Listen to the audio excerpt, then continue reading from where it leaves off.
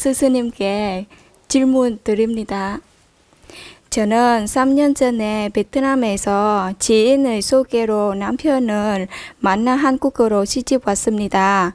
남편을 처음 보자마자 마음에 들어 29년의 나이 차이에도 불구하고 부모님의 반대에도 불구하고 결혼을 하였지만 막상 한국에 오니까 주위 사람들이 나이차가 많다는 이유로 곧 도망갈 여자라는 말을 하곤 합니다. 제 의사와는 무관하게 이런 소리를 들을 때는 많이 속상합니다. 또한 한국과 베트남의 문화 차이로 인해 많이 오해를 받기도 합니다. 이럴 땐 저는 어떻게 해야 하는지 스승님의 가르침을 부탁드립니다.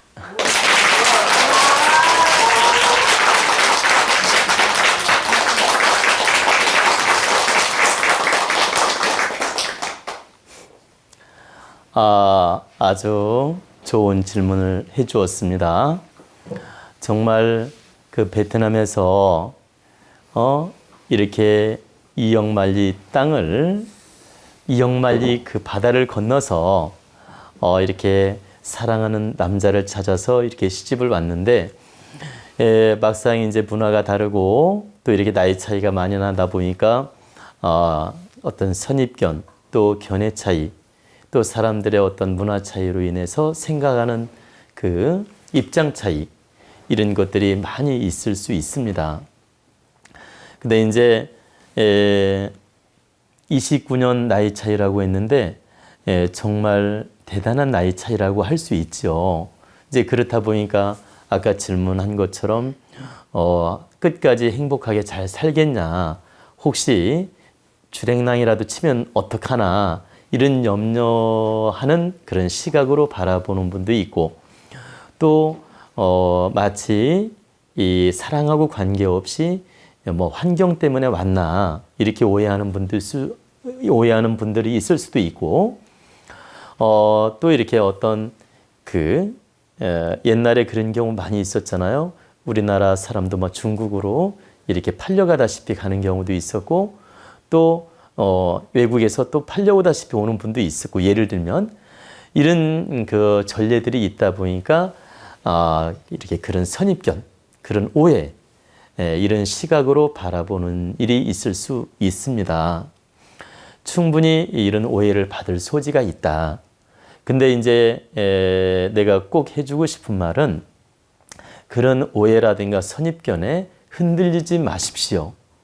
그건 그 사람들의 어떤 편견이나 선입견일 뿐이지 절대 본인의 의사하고는 관계없는 것이며 본인의 의지하고도 관계없는 것이다.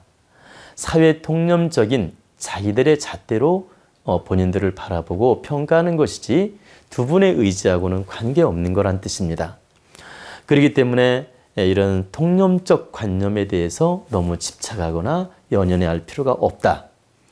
내가 왜 이 답부터 먼저 말씀드리냐면, 본인이 이렇게 아주 먼 타국 땅으로 이렇게 소개로서 또 마음에 들어서 또 사랑을 해서 이렇게 시집을 와서 행복하게 살 때는 여러 가지 이유가 있습니다.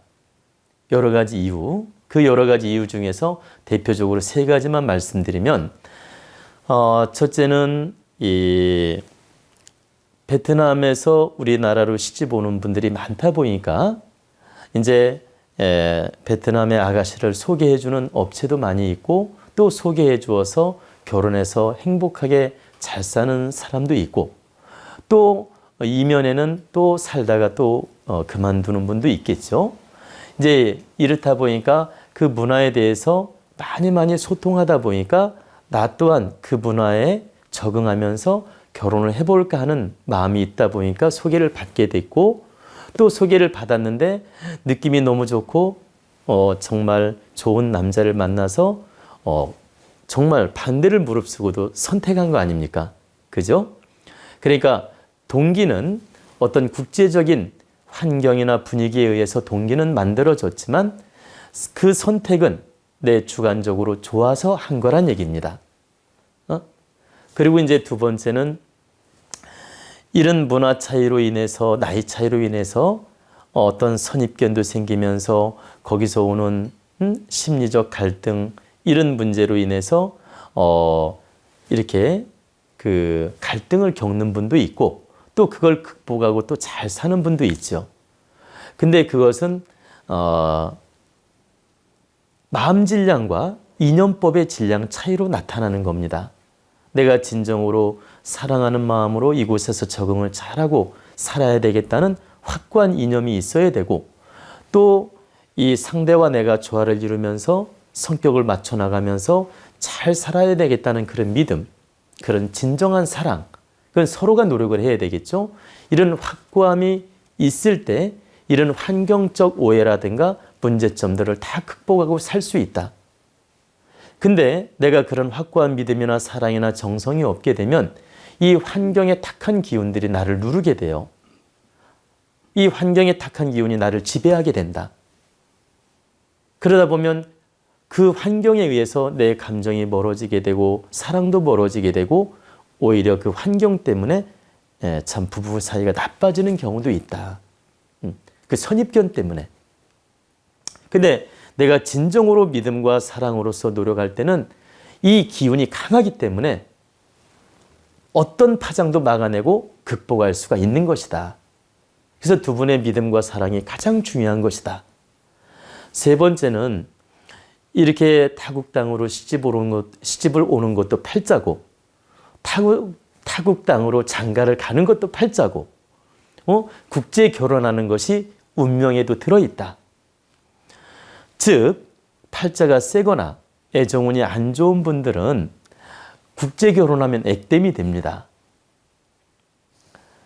팔자가 외로운 팔자이거나 이혼할 팔자이거나 이렇게 애정운이 안 좋은 팔자, 이런 경우에는 국제 결혼을 하면 액땜이 되고, 국제 결혼하면 초월작용을 합니다.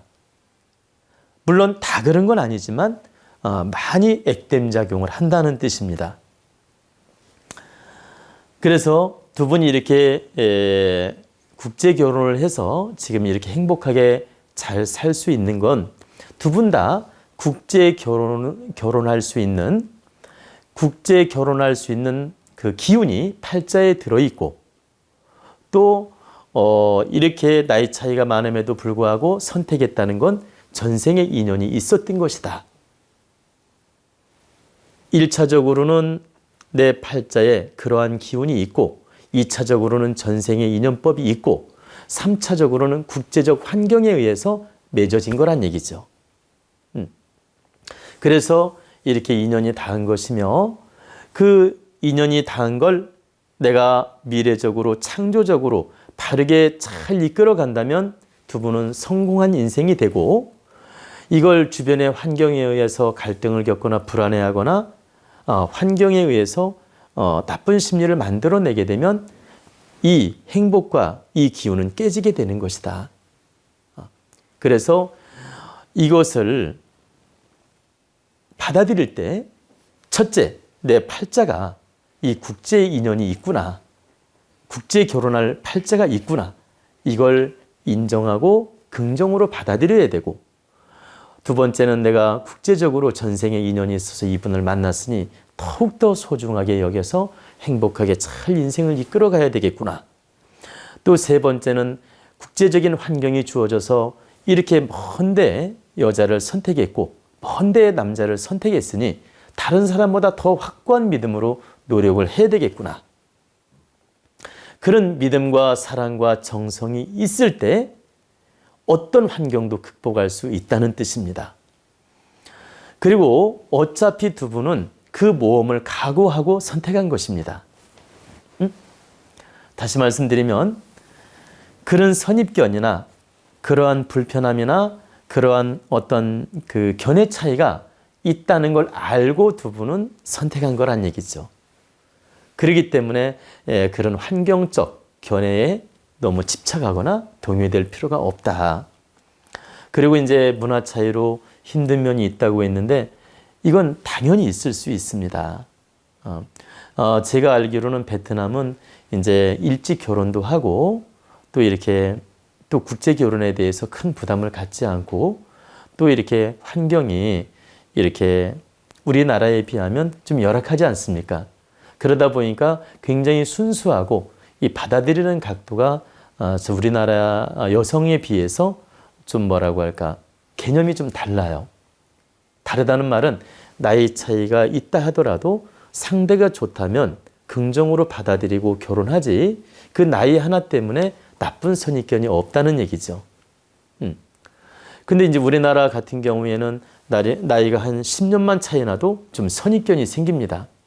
그리고 여자들이 이제 시집을 안 가려고 하고, 나이 차이 때문에 부담을 갖고, 그리고 이제, 그, 나이 차이가 나면 마치 크게 돈이나 많아서, 부자면 봐주고, 아니면 좀 무시하고, 다시 말씀드리면 나는 젊고 너는 나이 많으니까 나한테 잘해줘야 돼.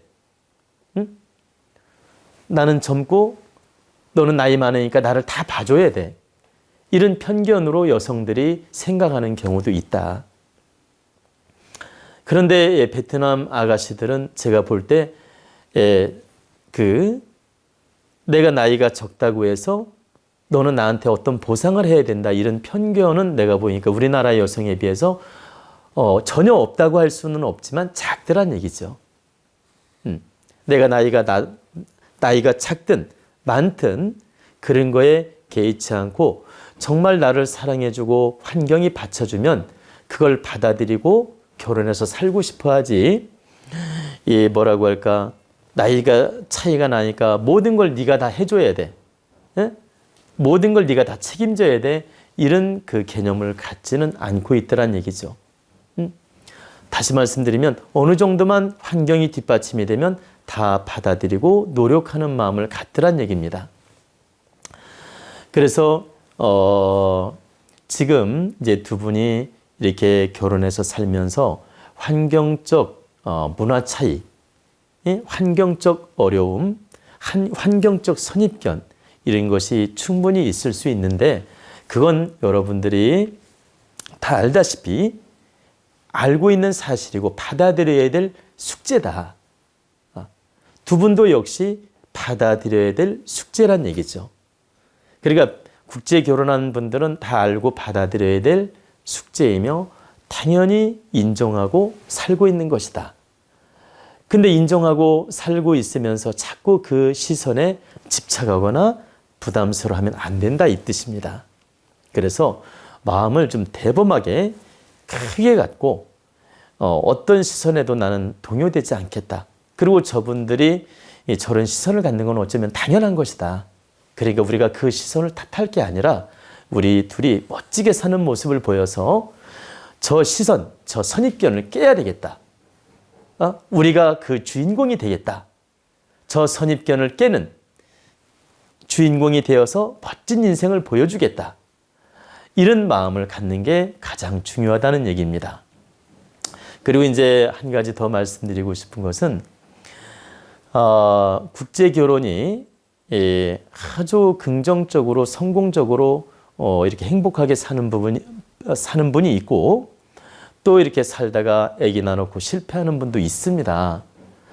그래서 실제 이미지가 좋지 않은 경우도 많이 있습니다. 이미지가. 근데 이미지 좋지 않다고 해서 모든 국제 결혼을 갖다 나쁜 쪽으로 선입견을 갖거나 나쁜 시각으로 보는 건 옳지 않다. 어느 문화이든 어느 어떤 그 국제 결혼이든 좋고 나쁨은 다 있게 돼 있어요. 우리나라 사람끼리 해도 이혼하는 세상 아닙니까?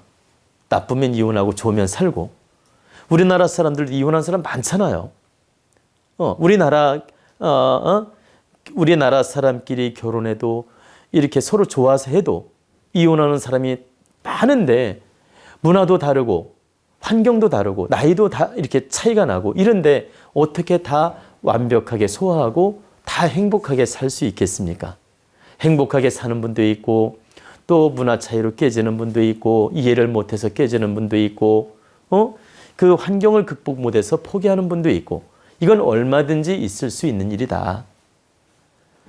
오직 내가 그 불행한 쪽의 주인공이 되느냐 긍정적이고 행복한 쪽의 주인공이 되느냐 요 차이는 내가 만들어가는 거란 얘기죠.